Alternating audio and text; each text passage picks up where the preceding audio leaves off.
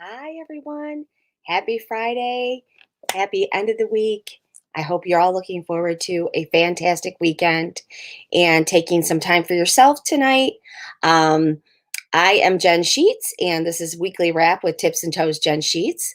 So, as you may know, if you tune in regularly, I always ask a question, tell a story, and share something fun from Color Street. So, I'm going to start off with how are you doing? How are you coping through the madness that is going on with this healthcare crisis? I can tell you that this week was a real I felt pressure and just like everything kind of holding down on me. It was really a different feeling. I hadn't felt it before, and I kind of chalked it off to a combination of being inside and not being able to do my normal routine. The fact that I can't get these roots filled, and I'm telling you what, I love you when I come on here with my roots like this. So. Um, I do, however, have adorable nails, and we'll talk about those in a little bit. But that's the one saving grace in my beauty routine that I could keep up this week because my salon's closed and everything's closed. So I wanted to share a quote with you that someone shared with me this week. We are doing our best to give each other really big hugs in my other job at the hospital and trying to keep each other positive. We know that in the next week, we are going to be facing quite the healthcare crisis where we work, and we're going to be taking care of a lot of really sick people.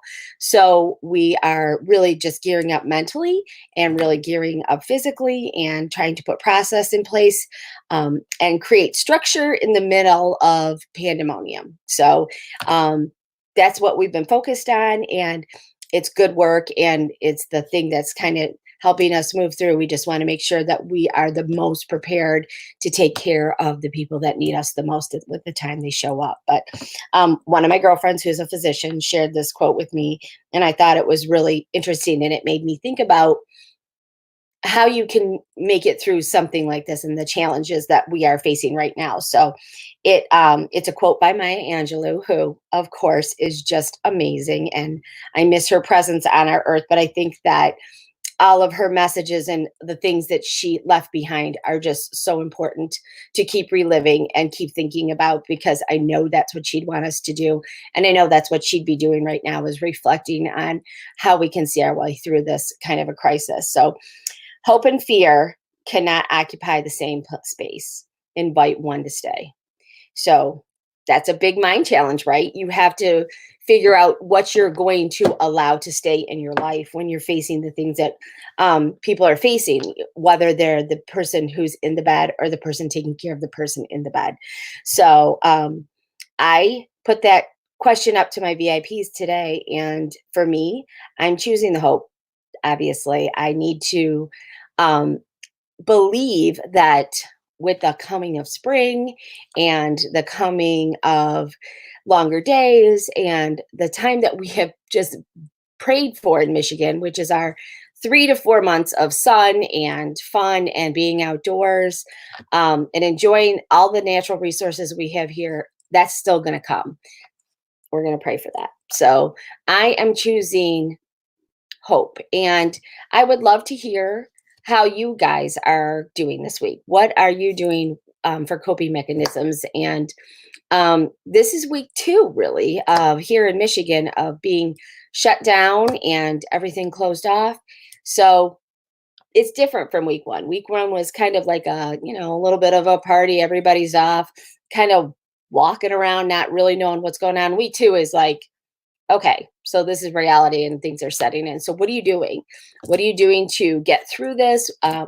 What are you doing? Lots of people are doing Zooms and hanging out with their friends online and doing social distancing 6 foot across the street and sitting in lawn chairs and having drinks with each other that way. What are you doing? I would love to hear that. And try to invite the hope to stay and challenge the fear to leave. This is really uncertain time, so I can see where it would be really difficult to and struggle with that force right now. So, um, what's new with Color Street? We still are in our spring launch, and I'm telling you guys, this is fun. This is fun stuff. I want to show you what I did. And of course, I have a story behind these nails. So, this is Belgian Buttercup with polkadot.com. I absolutely love this. And there's two stories really with this polka dot strip. Number one, I have been begging our corporate office to do this for about 2 years. And we finally got a polka dot overlay. And I'm telling you what I'm really super proud of is out of the top 10 strips from our spring launch, this is number 5. And I knew it would be a hit. So I'm super glad that we did it. The Belgian Buttercup, here's the other story. Okay, so when I was growing up, I quit college to go into a management program with a company called Gantos. And if you're not familiar with that, we were across the United States for a short time before the store went under, but we were a women's clothing store that carried designer, and it was all inclusive. Like you could walk in that store and shop and buy anything you needed: shoes, lingerie, work clothes, dress clothes, wedding clothes. I mean, you could just buy it all. And left school and went into their management program, which for me was the best thing I could have ever done. I became a new store opener for them. I traveled all around the United States at a very young age, took on a lot of responsibility. And I think it was just the thing that I needed to kind of move into the operational workflow that I'm doing now in my life. So it's always a building block, and I do not regret it for 1 minute. I learned incredible amount from Dan Gantos, who was my mentor there, and one of the 4 brothers that owned the business. So anyway, so there was this Liz Claiborne line that came out, and we carried Liz Claiborne, we carried Tahari, Tansertan, all the hot things of the 80s and 90s. And there was a Liz Claiborne line that came out, and it was a yellow linen jacket with black wide leg pants and a chiffon tank top that was white with black polka dots. And I was dying. I needed that outfit so bad. And that was really where I learned the lesson of like motivation and focused on, set that goal and hit that goal.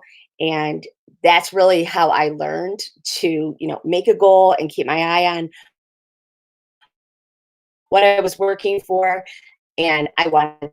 So when I saw this, and when I saw the polka.com, I'm like, oh my God, it's the Liz Claiborne suit. I have to have those nails.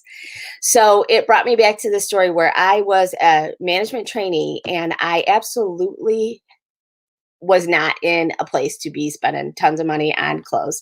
But I was darned and determined to have that outfit. So I pushed through, set my goals, my sales goals, and just focused on that outfit the whole time.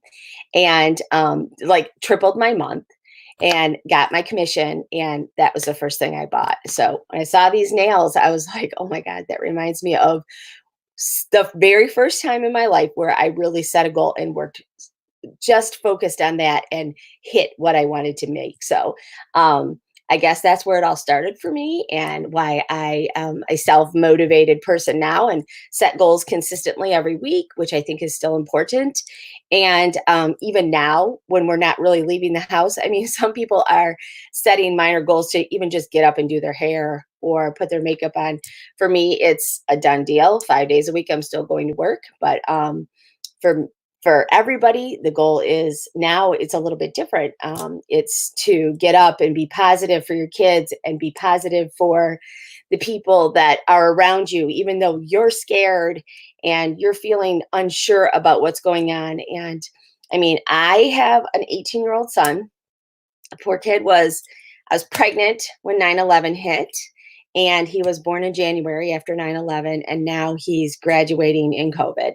So, I mean, it's one end of the spectrum to the 18 years later, we're experiencing another drama in our United States. So I'm choosing to be positive, and I'm choosing to invite hope into my space and try to keep the fear out, even though it's right there and it's really knocking on my door this week.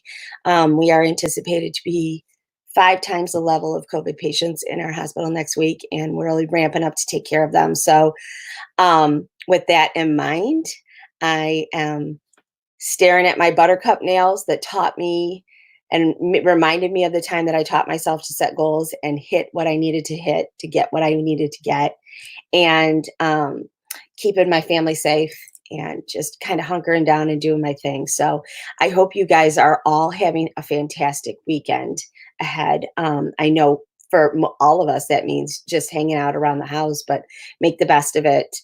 Take on a project, keep your mind off of it, be productive so that when this breaks and we are walking outside, you are ready to just go and enjoy yourself. So, thanks for sharing with me tonight.